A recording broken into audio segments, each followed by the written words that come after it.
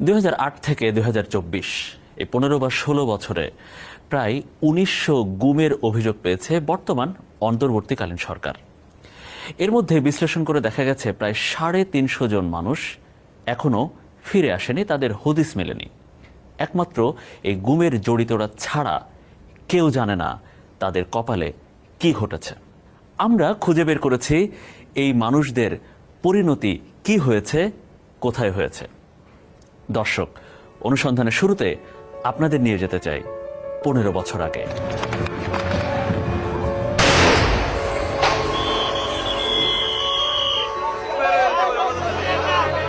2009 সালের 25 ফেব্রুয়ারি বাংলাদেশের ইতিহাসে ঘটে এক কালো অধ্যায়। বিডিআর জওয়ানদের বিদ্রোহের নামে সেনা অফিসারদের উপর চালানো হয় নির্মম হত্যাযজ্ঞ। ওই ঘটনার সময় বাংলাদেশ রাইফেলস বা বিডিআর হাসপাতালের মেডিকেল টেকনিশিয়ান পদে চাকরি করতেন নজরুল ইসলাম, যিনি হত্যাকাণ্ডের সময় হাসপাতালে অবস্থান করছিলেন। ওই দিনই পিলখানা থেকে বের হয়ে যান তিনি। এরপর আর চাকরিতে যোগ দেননি নজরুল।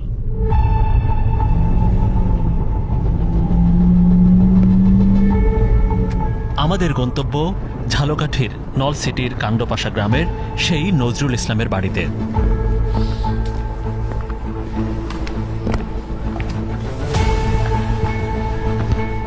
শুকনো মৌসুমেও কাদায় ভরে থাকা এমন মেঠো পথ ধরে প্রধান সড়ক থেকে বেশ ভেতরে নজরুলের বাড়ি।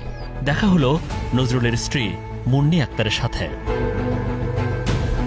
মুন্নি জানান, বিডিআর অফিসারদের কিলিং মিশনের প্রত্যক্ষদর্শী হওয়ায় একটা ভয় কাজ করত নজরুলের মধ্যে, তাই তিনি আর চাকরিতে যোগ দেননি। আমরা হাজিরার জন্য বলছি যে তুমি হাজির হও, থাক, কিছু হইবে না, কোনো সমস্যা হইবে না, বা কিছু মেডিকেলের চাকরি করো। তার বোনে বলছে না আমি চাকরি করব না, তোমরা ওই জায়গায় জানো, ওই জায়গায় নিয়ে মারি ফেলাইবে। তার ভয় লাগতো। নিজের গ্রামের বাড়িতে না ফিরে গোপালগঞ্জের একটি হাসপাতালে মেডিকেল টেকনিশিয়ান পদে চাকরি নেন নজরুল ইসলাম। 2010 সালের 15 মার্চ বিকেলে গোপালগঞ্জের কোটালীপাড়া এলাকা থেকে একটি মাইক্রোবাসে করে তুলে নেওয়া হয় নজরুলকে। এর বেশ কয়েক মাস পর বাগেরহাট এলাকায় নদীর মাঝে মৃত অবস্থায় পাওয়া যায় তাকে। কালো মাইক্রোতে করিয়া অনেক লোক ছিল, 5-7 জন সকাল থেকে ছিল নাকি ওইখানে। সে তো ভাবছে যে আমার জেলে দেবে, তো হয়তো তারা তো বাইরে জেলের মাধ্যমে তো দিতে পারতো। শিওর হয়ে তারপর আমরা ডেড বডি উঠে নিয়ে এখানে দাপন করছি। শত্রু আর তো ছিল না, নিতে পারো কারা, তারা তো ধরেন ওইখানে লোকেরা, সরকারি লোকেরাই নিয়ে গেছে। নজরুলের মরদেহ পরিবারে নিয়ে আসার প্রক্রিয়া ছিলেন তার চাচা হাবিবুর রহমান। জানান, নজরুল গুম হবার 1 বছর পর বাগেরহাটের রায়ন্দা এলাকায় বলেশ্বর নদীর পশ্চিম পাড়ে তার মরদেহ পাওয়া যায়। অজ্ঞাত হিসেবে বাগেরহাটে দাফনও করা হয়। পরে ডিএনএ টেস্টের পর এটা যে নজরুল তা নিশ্চিত হয়ে পরিবারের কাছে হস্তান্তর করে জেলা প্রশাসন। হাত বাঁধা মানে এইখান থেকে হাত এইভাবে, মানে সামনে থেকে প্যাচ দিয়ে পিছনে এরকমের, মানে এখান থেকে 3 বার মনে করেন 3টে প্যাচ দিছে এবং তার ভিতর থেকে পেট ফাড়া, পেটটা চাকু দিয়ে ফাড়িয়া নদীতে ভাসাই গেছে। নজরুলের মরদেহ পাবার পর একটি মামলা দায়ের করে পুলিশ নিজেই। আমরা যোগাযোগ করি সংশ্লিষ্ট থানা বাগেরহাটের শরণখোলায়। সংগ্রহ করি নজরুল ইসলামের মরদেহের সুরতহাল রিপোর্ট। সেখানকার বর্ণনায় কিছু শব্দে চোখ আটকে যায় আমাদের। মরদেহের 2 চোখ, 2 হাত, 2 পা দড়ি ও গামছা দিয়ে বাঁধা। শরীরের সাথে বাঁধা ছিল সিমেন্ট জমানো বস্তা, আর বুক ছিল পুরোটা চিরে ফেলা। কিন্তু ডুবিয়ে দেয়া সিমেন্টের সে বস্তা একটি চরে বেঁধে যাওয়ায় হত্যার কয়েকদিন পরেই মরদেহ ভেসে ওঠে।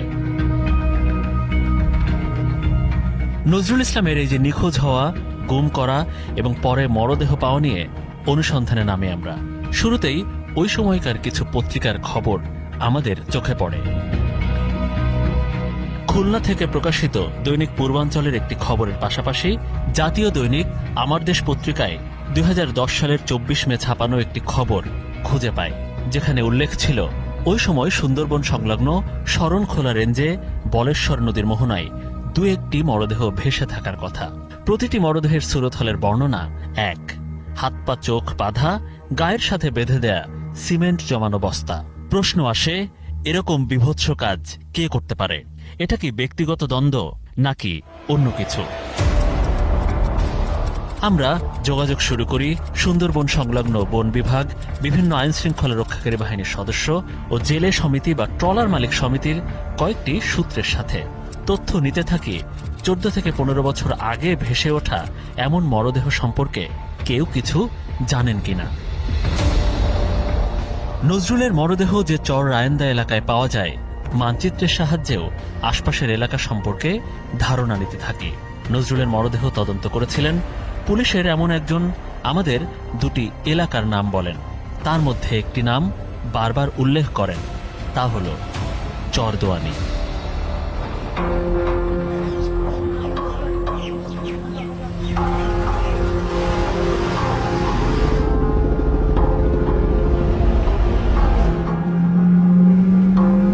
বরগুনার সেই উপকূল এলাকা চরদোয়ানির পথে স্টার নিউজ।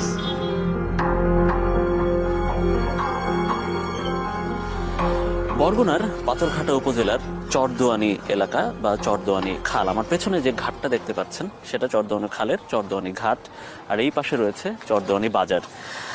বাংলাদেশের আইন শৃঙ্খলা রক্ষাকারী বাহিনী কর্তৃক সবচেয়ে স্পর্শকাতর যে একটা অপরাধ, তার মধ্যে একটা হচ্ছে গুম। এই গুমের সাথে বা লাশ গুম করার সাথে এই চরদোয়ানি এলাকার একটা বড় সম্পৃক্ততা পেয়েছি আমরা।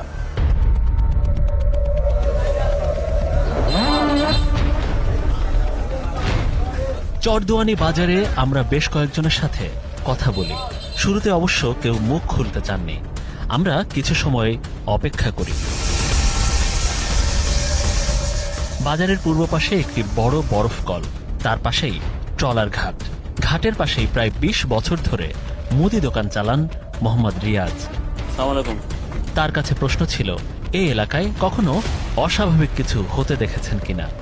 এখানে আসছে বলতো যে আজকের রাত 9টা বাজলে বাতি নিবেই চলে যাবা, বাতি জ্বালবে না। রাত 9টা বাজলে দোকান বন্ধ করে ফেলাবা।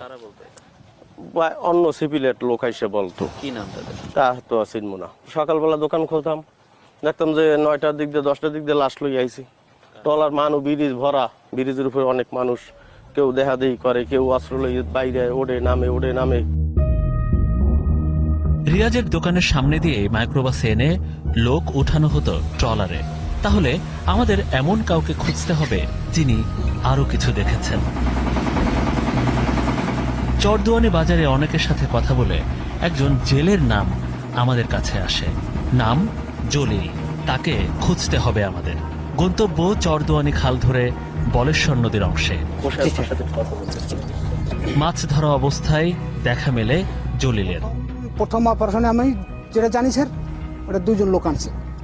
2জন লোক আনার পরে ওটা বলছে যে তোমরা সব পিছনে যাও। পিছনে যাওয়ার পরে তারা ওরা ওখান দিয়ে কার্যক্রম করতে ইট মিট বস্তা মস্তা এইসব তার কি আমরা করতাম। এই দিয়ে করবে কি, নিজেরা 3জনই বিকল্প করতে হবে, যে দিয়ে করবে কি, কত কিছু নিজে করুক, আপনাদেরকে নিশ্চুম থাক। এই নিশ্চুম রয়েছি যে পরপর ওরা অপারেশন করছে। অনেক 6টা গুলি হয়েছে স্যার। 6টা গুলি আমরা প্রথম গুলিতে আমরা ভয় পাই হয়েছে যে বুড়ি গুলি করবে কে, কারণ নাকি তখন আব্বাস করছে মারিয়ে মানুষ মারিয়ে ফেলাইতেছে কত কৃষ্ণ। ওই তখন অপারেশন ওইভাবে হয়ে গেলে আমার কইতে আব্বাস বোট চালাও চরদোয়ানি, আর তোমরা খোকন জলিলের দিকে আসো, সামনে আসো। আমরা সামনে যেতাম, বলছে যে এটা ধুলাই করে ফেলো। ব্রাশ আনছে, হোল পাউডার আনছে, বেশি ব্লাডগুলো রক্তগুলো লেগে গেছে। এই ধরনের যে ইট টিট বস্তা বেঁধে তারপর কি করতো? ফেলাই দিত। প্রথম আছে 2জন বললাম, তারপরে ওই যে বললাম যে খাল দিয়ে বের হয়ে যায়, ওখানে 3জন ফেলাইছে। একটা সময় র্যাবের সোর্স হয়ে কাজ করতেন জলিল। জলিলের কাছ থেকে আরো কিছু নাম পেয়েছি আমরা। এরা সবাই পাথরঘাটার চরদোয়ানি এলাকার বাসিন্দা। 2010 থেকে প্রায় 4 বছর ধরে যার ট্রলারে করে গুম করা ভুক্তভোগীদের বলেশ্বর নদীতে নেওয়া হতো, তিনি আব্দুর রহমান, স্থানীয়ভাবে যিনি ফাটা রহমান নামে পরিচিত। আমরা রহমানকেও খুঁজে বের করেছি। হ্যাঁ, এগুলো আমি নিশ্চোখে আমি দেখছি। আমার বোট আমি চালাইতাম, চালাবার পরে সে বলতো বোট স্লো করো। বোট স্লো করলে ওই সময় এলো এই কাজ তারা শুরু করতো। বোর্ডের সাপোর্ট আছে, সাপোর্টের উপরে মাথা রাখা 2জনের মাথা উড়াই দিত সাপোর্টের উপরে, গুলি করে করে মানুষগুলো হালাই দিত ওই গভীর সাগরে। গলায় বস্তা বাঁধতো, ওই যে পাথরগুলো উঠাইছে ওই একটা বস্তা গলায় বাঁধতো, একটা পায়ে বাঁধতো। অনেক সময় ওই শাহ আলমের অর্ডার করতো যে বুক ফাড়িয়ে দাও, বুক ফাড়িয়ে দিতে হালাই দিত। আব্দুর রহমানের কাছে আমাদের প্রশ্ন, গুম অপারেশনে যোগ দেয়া কোন অফিসার বা জড়িত কাউকে তিনি চেনেন কিনা। হ্যাঁ এই তো এটা জিয়া। এনাকে দেখছেন আপনি নিজ চোখে? হ্যাঁ। কি বোটের উপরে? হ্যাঁ, এই ব্রিজের উপরে থাকতো স্যার।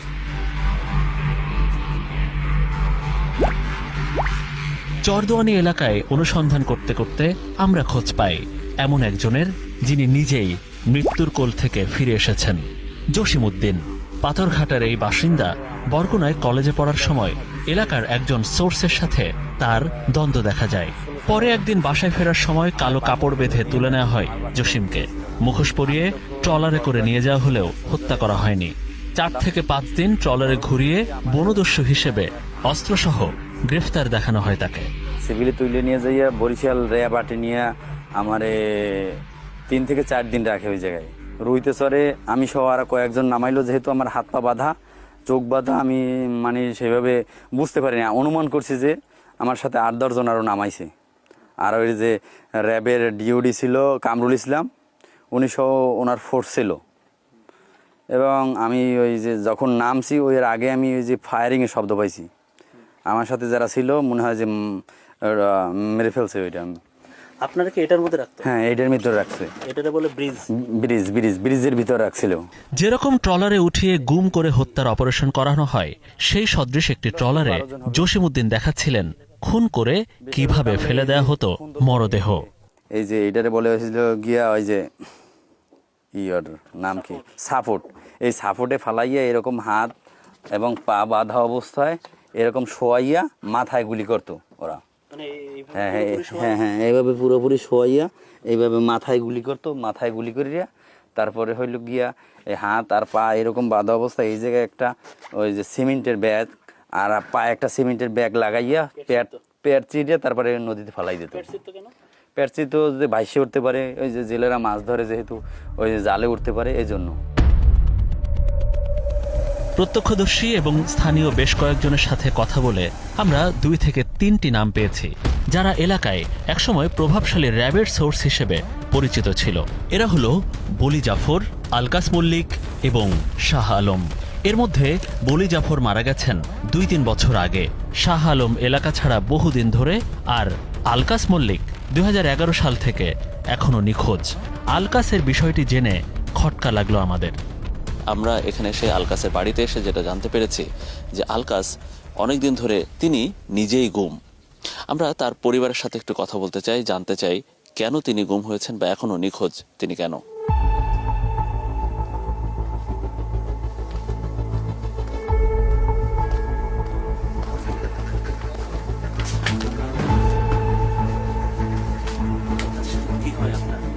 কি হয়েছে, ঘটনা কি বলেন তো? হ্যাঁ, র্যাবে নেছে আর ফির যায় নাই। আপনারা বলছেন ওনারা নাকি র্যাবে নিছে, এটা কিভাবে জানছেন? র্যাবে নেছে, র্যাবে লগে যাইতে টাইতে র্যাবে রাগাল হলেন। র্যাবের সাথে কাজ টাজ করতো? ওই র্যাব আইতে টাইতে হেগুলাকে দেখাটা শুনো করতো। আলকাস মল্লিকের পরিবারের থেকে আমরা খোঁজ পাই তারই আপন ভাই আব্বাস মল্লিকের। আলকাসের হাত ধরে আব্বাসও র্যাবের সোর্স হয়ে কাজ করতেন। আব্বাস জানিয়েছেন আনুমানিক 2017 থেকে 18 সালের পর গুম অপারেশন বন্ধ হয়ে যায়। তখন ঊর্ধ্বতন অফিসারদের অনুরোধ করে সোর্স থেকে কর্মচারীর চাকরি পান আব্বাস। সবশেষ ছিলেন র্যাব 8 ব্যাটালিয়ন সদর দপ্তরের মালিক। আব্বাসও অন্য সোর্সদের মতো নিজের চোখে দেখেছেন কিভাবে গুম করে আনা ভুক্তভোগীদের মরদেহ ডুবিয়ে দেওয়া হতো। আর গ্রামের ট্রলার আমরা 3 জনই চালা থাকতাম, আমি, জলিল, খোকন। এরা ওই আইতো রাত্রে বোট নিত, অপারেশন করতো, লোকজন নিয়েই নদীতে মেরে ফেলাই দিত, আবার কতক চালান দিত, থানায় দিত। 2-3 নিয়ে আসতো, সর্বোচ্চ 9 জন। গুম ভুক্তভোগীদের যাদের লাশ নদীতে ফেলা হতো তাদের বলা হতো প্যাকেট। আব্বাস নিজ চোখে দেখেছেন কোন কোন অফিসার সেসব অপারেশনের নেতৃত্ব দিয়েছেন। একে আপনি দেখছেন? দেখছি স্যার। সাথে কি একেও দেখছেন? সরি, সাথে একেও দেখছেন? হ্যাঁ হেরেও দেখছি, এরও দেখছেন? দেখছি স্যার, আপনি আবারও চেহারাটা দেখেন দেখছি স্যার। এটাকে। দেখছি। ওনারা কোত্থেকে আসতো? ওনার গাড়িতে কোথেকে আসছে আমি জানতাম। ওনারা ঢাকার অফিসার। হ্যাঁ, আপনি তো র্যাবে এটা কাজ করেন। জি, এটা আমাকে র্যাবেটের না এটা। এই জন্য বলছেন যে ওরা হ্যাঁ ঢাকার। হ্যাঁ, র্যাবেটের না স্যার, আমি র্যাবেটে দেইনি। অনুসন্ধানে নেমে স্টার নিউজ টিমের কাছে একটা বিষয় সন্দেহ জাগে। র্যাবের সোর্স ছিলেন যারা, সেসব জেলে, ট্রলার মালিক, ব্যবসায়ী, দোকানদার, তারা কি সত্য বলছেন? সেটা তো যাচাই করতে হবে আমাদের। আমরা শরণাপন্ন হই চরদোয়ানির দুই জনপ্রতিনিধির, স্থানীয় সাবেক ইউপি সদস্য মিজানুর রহমান এবং সাবেক ইউপি চেয়ারম্যান কামরুল ইসলাম। দুজনের একই বক্তব্য, বছরের পর বছর ধরে অপারেশনের নামে এগুলোই হয়েছে সুন্দরবন সংলগ্ন পাথরঘাটা এলাকায়। হ্যাঁ, অপারেশন আছে, তো এটা তো আমরা ডিপার্টমেন্টাল ভাবে জানতাম না, ওদের অ্যাক্টিভিটিসে আমরা জানতাম। ওরা নিজেরা বলতো, হ্যাঁ আজ বড় সার আইবে, আজ বড় সার আসছে, আজ বড় সার আজ বহুত আছে, ওগো দাফাদাফি, ওগো অ্যারেঞ্জমেন্ট, ওগো ইতে আমরা সব বুঝে যাইতাম। ওই যখন আসতো তখন 2-3 মানে অর্থাৎ 2-3টা ট্রলার যেত এবং 2-3টা গ্রুপ র্যাবের মধ্যেই, অর্থাৎ ধরেন ঢাকার থেকে একটা টিম আসতো, বরিশাল 8 থেকে আসতো, আর স্থানীয় এই যে র্যাবের যে সোর্স তাদের মাধ্যমে কাজগুলো হতো।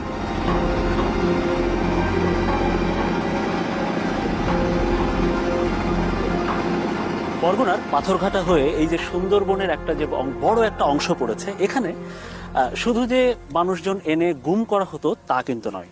এখানে আরও একটি যেটা করা হতো সেটা হচ্ছে বন্দুক যুদ্ধ দেখানো হতো, জলদস্যু, বনদস্যু, ডাকাত, অস্ত্র উদ্ধার, এই সব করা হতো এই জঙ্গলে।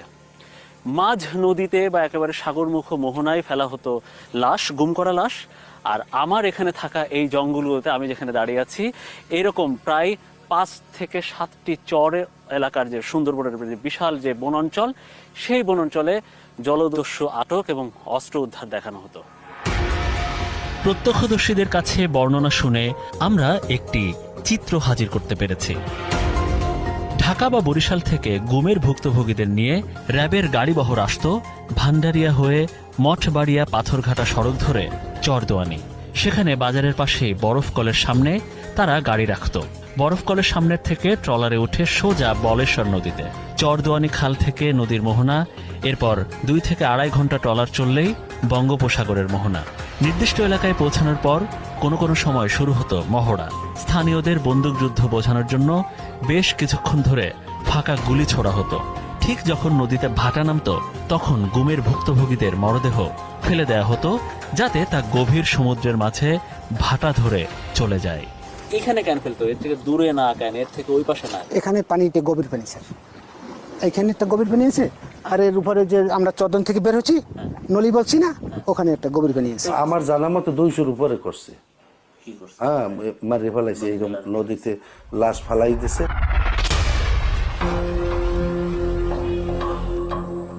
ঢাকায় একটি প্রোডাকশন হাউসের ভিডিও নির্মাণের কাজ করেন আমিনুল ইসলাম সুজন।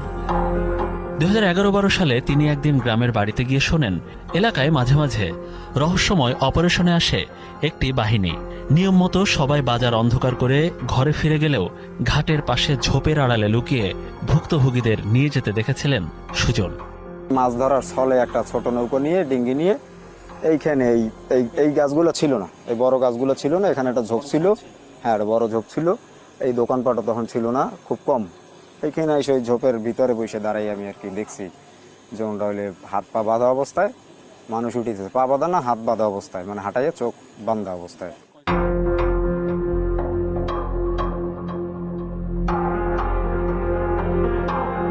এই এলাকায় অপারেশন চালিয়ে শেষ হতো না। মাঝরাতে স্থানীয়দেরকে ঘুম থেকে তুলে ঘটনাগুলোতে সাক্ষী করা হতো। সাক্ষী হিসেবে নাম ওঠার পর অনেকটা আতঙ্কে থাকতেন মানুষ। এ যেমন স্থানীয় জেলে মোহাম্মদ জাহাঙ্গীরও একটি ঘটনার সাক্ষী। তাকে ভোর রাতে ঘুম থেকে তুলে বন্দুকযুদ্ধের নিহতের সুরতহালের সাক্ষী হতে বলা হয়। পার দিক যখন আমি তাকাইছি, প্রত্যেকটা নখে চেহারা চিনাই, কারণ যারা জঙ্গলে হাঁটাচলা করে তাদের নখে ময়লা থাকে, চেহারা চিনাইবে না। আমি হেকেলে আমার মনে মনে একটু কামড় দিতে মনে হয় যারা ডাকাইত না, কারণ এত সুন্দর এই নখ কোনো ডাকাইতের হবে না। র্যাবের সোর্স হয়ে কাজ করা প্রত্যক্ষদর্শীদের বর্ণনায় তৎকালীন র্যাবে কর্মরত বেশ কয়েকজনের নাম এসেছে স্টার নিউজের হাতে। এর মধ্যে সবচেয়ে বেশি নাম পাওয়া গেছে র্যাবের সাবেক গোয়েন্দা পরিচালক ও অতিরিক্ত মহাপরিচালক জিয়াউল আহসান। তিনি বর্তমানে কারাগারে। এছাড়া র্যাব ৮-এর সাবেক কয়েকজন কর্মকর্তার নামও উঠে এসেছে অনুসন্ধানে। গুম এবং তারপর হত্যা এর সাথে জড়িত বেশ কয়েকজন সাবেক কর্মকর্তার নাম আমাদের হাতে এসেছে। আমরা নিশ্চিত হয়েছি এর মধ্যে অধিকাংশ কর্মকর্তাই এই পুরো প্রক্রিয়ার সাথে জড়িত, প্রত্যক্ষ বা পরোক্ষভাবে। আমরা জেনেছি এই প্রক্রিয়া, এই ঘটনা এবং এই আসামিদের বিরুদ্ধে এখন তদন্ত করছে আন্তর্জাতিক অপরাধ ট্রাইব্যুনালের তদন্ত সংস্থা। তদন্ত সংস্থা থেকে স্টার নিউজের কাছে অনুরোধ জানানো হয়েছে রাষ্ট্রীয় তদন্তের স্বার্থে যাতে কোনো আসামির নাম পরিচয় প্রকাশ না করা হয়। উল্লেখযোগ্য সংখ্যক যারা জড়িত ছিলেন তাদের প্রায় সবার নামই আমরা মোটামুটি ধারণা করছি যে আমরা পেয়েছি, আমাদের তদন্তকারীরা পেয়েছে। এদের মধ্যে অফিসার লেভেলের বেশ কয়েকজন অফিসারকে জিজ্ঞাসাবাদ করা হয়েছে এবং তাদের মধ্যে কেউ কেউ ডিনাই করেছেন, বাট কেউ কেউ যারা মূলত একদম সরাসরি সম্পৃক্ত ছিলেন এরকম বেশ কয়েকজন অফিসার এবং সৈনিক এবং যারা অন্যান্য র্যাঙ্কের যারা কর্মরত ছিলেন তারা আমাদের তদন্তকারী দলের কাছে স্বীকারোক্তি দিয়েছেন যে তারা এই ধরনের কাজগুলো চাপে পড়ে হোক, চাকরির কারণে হোক, নির্দেশনার ভিত্তিতে হোক, যেভাবেই হোক তারা এতে সক্রিয়ভাবে অংশগ্রহণ করেছিলেন। স্টার নিউজের কাছে বক্তব্য দেওয়ার পাশাপাশি চরদোয়ানি এলাকার এসব প্রত্যক্ষদর্শী ইতিমধ্যে জবানবন্দি দিয়েছেন অপরাধ ট্রাইব্যুনালের তদন্ত সংস্থার কাছেও। যাকে ফাঁসি দেওয়া হয় সেও জানতে পারে যে একটু পরে আমার মৃত্যু হবে, কিন্তু মৃত্যুর আগে সে তার ফ্যামিলি সবার সাথে দেখার সুযোগ পায়। কিন্তু এইখানের মানুষটার অবস্থাটা কি, সে তার ফ্যামিলির তো দেখা পায় না, তার ফ্যামিলি জানেও না কোথায় সে। গুমের যেই সংস্কৃতি সেটা 2010-11 সাল থেকে আমরা দেখতে পাচ্ছি নাই হয়ে যাচ্ছে। মানুষ আইন শৃঙ্খলা রক্ষাকারী বাহিনী পরিচয়ে তাকে নিয়ে যাচ্ছে, এরপর সে নাই হয়ে যাচ্ছে।